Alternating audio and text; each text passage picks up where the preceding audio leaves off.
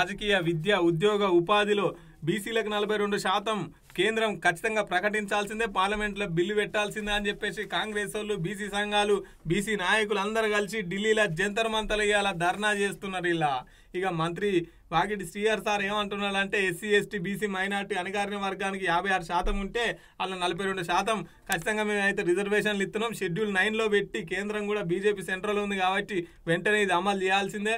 బీసీలు అనగానే భయం అవుతున్నది, ఒక్కొక్కరిని వెనకకు దొక్కుతున్నారు కదా, చూస్తున్నాం కదా, అందుకు భయం అవుతున్నది. ఇటు రాహుల్ గాంధీ బీసీ కాదు, రేవంత్ రెడ్డి బీసీ కాదు, అయినా కూడా కులగణన వేసి 56% ఉన్న బీసీలకు 42% ప్రకటించాల్సిందే అని చెప్పేసి ఇస్తుంటే కేంద్రం వాళ్ళు ఏమో సపోర్ట్ చేస్తలేరా.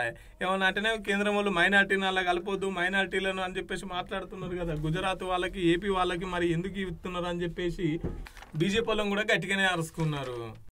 మరి 56% ఉన్నటువంటి వెనుకబడ్డ జాతుల్లో 42% ఖచ్చితంగా మేము రిజర్వేషన్ ప్రక్రియలో ముందుకు తీసుకుపోతామనే మాటను బిల్లుగా పాస్ చేసి షెడ్యూల్ 9లో పెట్టి క్లియర్ చేయవలసిందిగా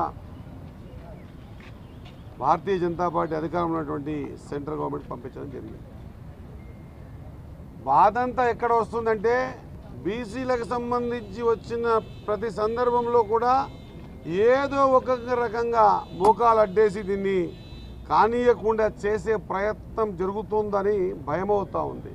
రాహుల్ గాంధీ గారు బీసీ కాదు, రేవంత్ రెడ్డి గారు కూడా బీసీ కాదు. మరి ఇద్దరు బీసీలు కాకున్నా కూడా తమ అధికారంలోకి వస్తే వెనుకబడ్డ జాతులకు ఒక అవకాశం కల్పిస్తామనేటువంటి సందర్భాన్ని ఇంత స్పష్టంగా ఒక సైంటిఫిక్గా కులగణన చేసి ఈ నిష్పత్తిలో ఇస్తామంటే ఒక ఆయన అంటాడు 50% దాటొద్దని, ఇంకొక ఆయన అంటాడు మైనారిటీస్ని పక్కకు పెడితే మేము సపోర్ట్ చేస్తామని. నేను భారతీయ జనతా పార్టీ సంబంధించిన ముఖ్య నాయకులతో కోరుతా ఉన్నా, దయచేసి ఎన్నిసార్లు ఇదే సబ్జెక్టు మాట్లాడతాం.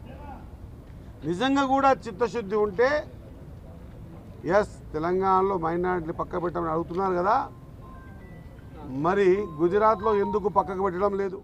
ఇటు రాష్ట్రంలో కవిత గారు దీక్షలు చేస్తుంటే అటు ఢిల్లీ జంతర్ మంతర్ కాడ కాంగ్రెస్ పార్టీ వాళ్ళు నల్లి ఎత్తున్నారు.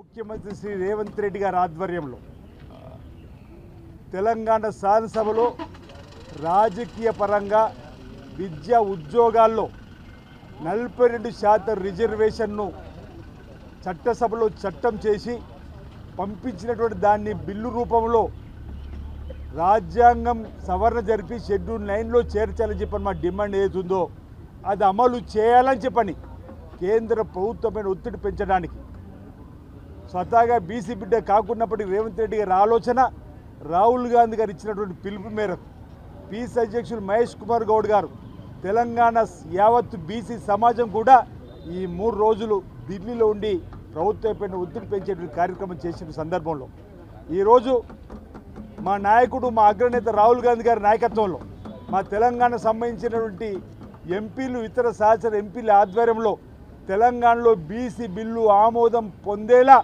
వాయిదా తీర్మానించి ఈ కేంద్ర ప్రభుత్వమైన ఒత్తిడి పెంచిన క్రమంలో ఇక చూడాలి ఈ దెబ్బతోనన్నా కేంద్రం మరి బీసీలకు 42% ప్రకటించి పార్లమెంటులో వెంటనే బిల్లు పెడుతుందో లేదో. ఇక గిట్లా నడుస్తుందబ్బా బీసీ రాజకీయం.